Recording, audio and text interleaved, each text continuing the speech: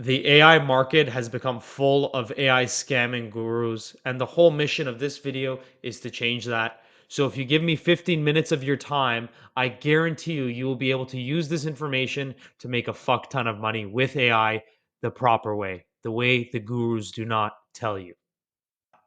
Hey, stupid. Welcome to the biggest scams AI gurus pitch and what you should do instead. And this entire video is based on one big scam that a lot of these guys do. It's called the technical trap. It convinces people that more technical knowledge equals more money, which obviously we know that to be fake. Any CEO of a company rarely has any technical skills. They're just a great networker. Number two, they overstimulate everybody with more and more content every day. So by the time you think you've learned enough, there's still more to learn. There's a new update, and you need to get back to learning. And they recommend the same outreach methods to tens of hundreds of people just because it's easy and actionable. Oh, it's something you can technically do. You can set up an email system, you can set up cold DMs, you can do this. It's just going back into their narrative. The honest truth is it's all brand. If you're running an AI agency, marketing founders typically win 99% of the time. The guys that run better creatives, the guys that have better authority always win, guys like me. And you're probably thinking, Sam, aren't you one of these AI gurus? Well, I am in a way, but I'm a little different, and I'll tell you why. Here's my story. It's very simple. I was the youngest intern in Canadian finance history at RBC Capital Markets. I was 19 in this photo. In 2022, I was working there full time. I decided to quit one day. I said, yo, there's more money out there for me than me working for somebody else. So I was making about 200K a year. I quit and it was a lot harder than I expected. I burned all of my savings. I failed at 6 businesses, including one that was SMMA for retirement homes. You can probably tell how that went. And then in 2023, near my birthday, I launched the AI Clubhouse where I was just making videos on GPT. Went instantly viral, was able to go into a government funding program, make a ton of money with that. And with all the money I made from there, I started Simply Scale with my co founder. I then exited Simply Scale in December of 2024. And in 2025, I started Nextcall Agent.io, custom AI studio from LinkedIn growth to voice agents to custom CRMs. We do everything. I can now happily say we make right around 7 figures. So I'm very proud of that. Here's me and one of my best friends, Hamza Automates. Here's me and Dan Martell, where I've been asked to speak many times. I've been able to also speak at global events in Dubai and London. I live a pretty nice life. I get to work a little bit. I get to play tennis and I get to travel the world. I've been to over 18 countries in the last year. But that's enough about me. Let's get back into it. Um, the technical trap. Why is it a scam? Well, it's a hamster wheel. It's designed to keep you in their course. So if they're not putting on this propaganda, you'll probably just leave their course, which a lot of people do anyways. None of it gives you a real product pricing or customer. You can't just have like one N8N automation as your offer. It just doesn't make sense.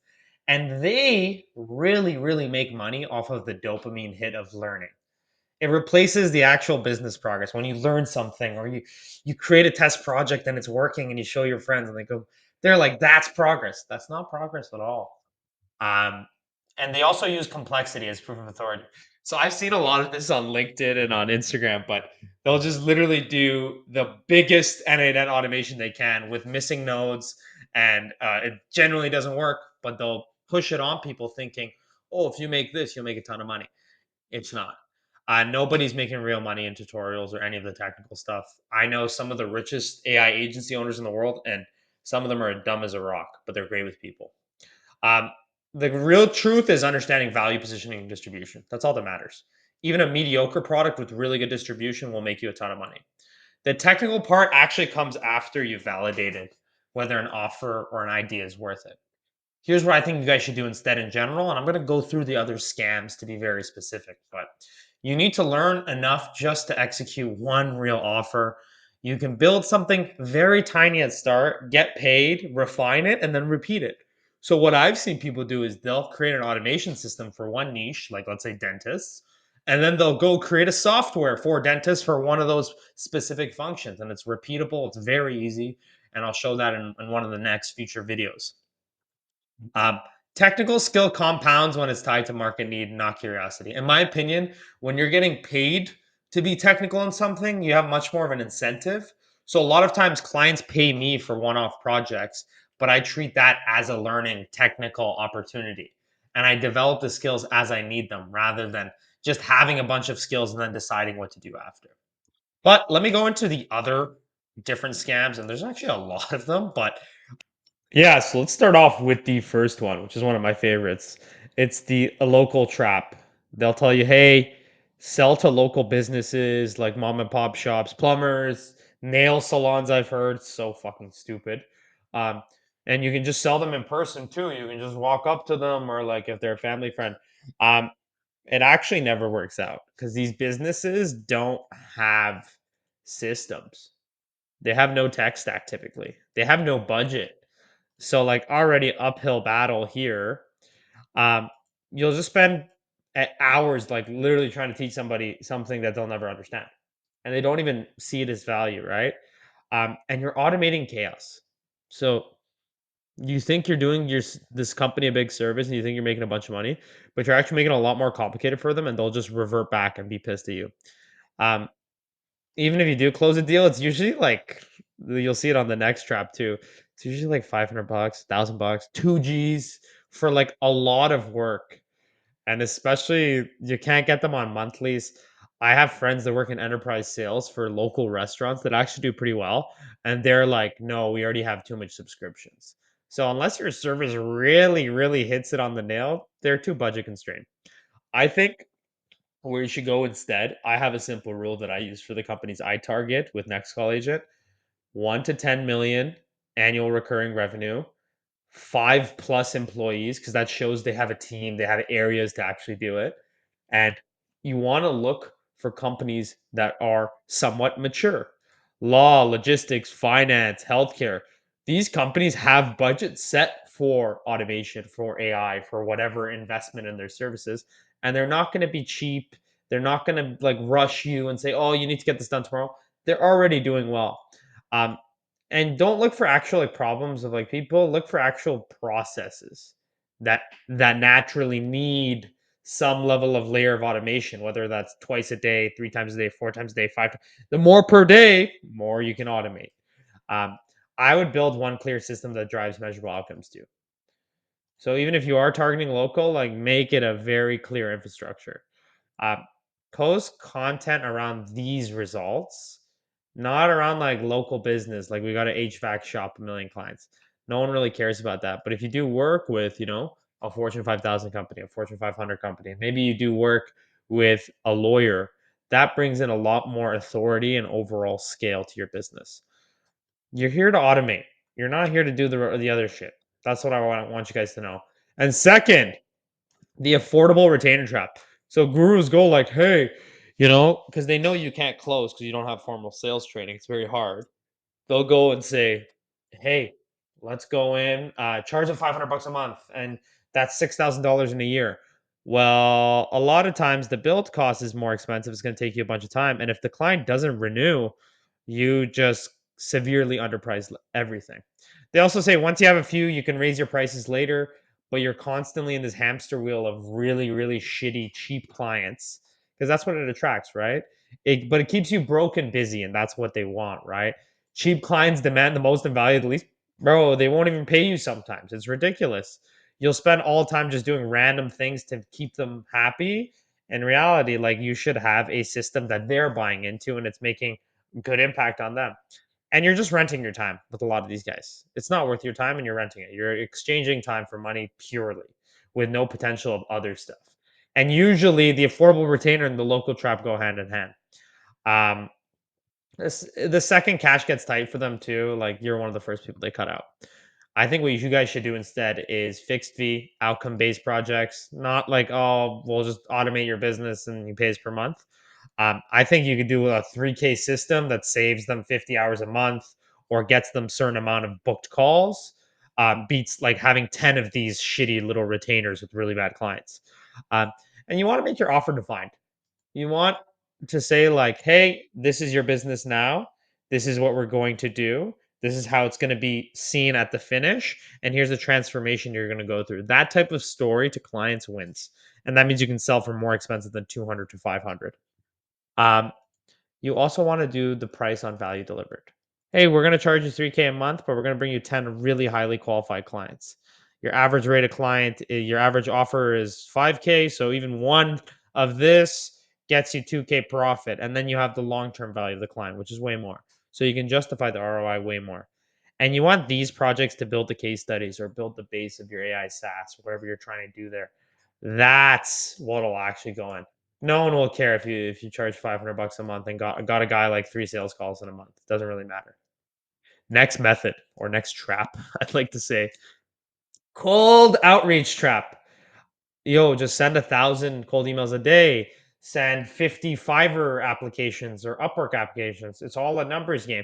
Hormozy blast this bullshit, and all of the AI scamming gurus are now taking on it. What it actually is, because I'm a guy that's actually built email systems that can send 3,000 a day, not even just 1,000. It's oversaturated. Every agency is literally using the same list off of Apollo or Clay. The inboxes are fried too. Like cold emails for agencies, like long time ago, it was good. You used to be able to get like 5 to 10% response rate.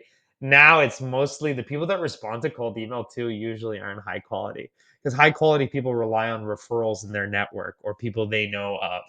They'll rarely respond to a cold email unless it's very desperate. You literally do spend more time sending than selling. Like it's crazy. And then if you want to have it managed, is like for a good email agency, it's like 3 to 5K. It doesn't even make sense. Um, but the funny part about all of it is the gurus are telling you to send cold email, but you found them from content, not no cold outreach. Kind of weird. And you literally sound like every Indian pitching AI solutions on email. It's very impossible. They've burned the method. Um, what I think you guys should do instead is an inbound leverage method, similar to what I do on LinkedIn, where here I can even reveal exactly what I do.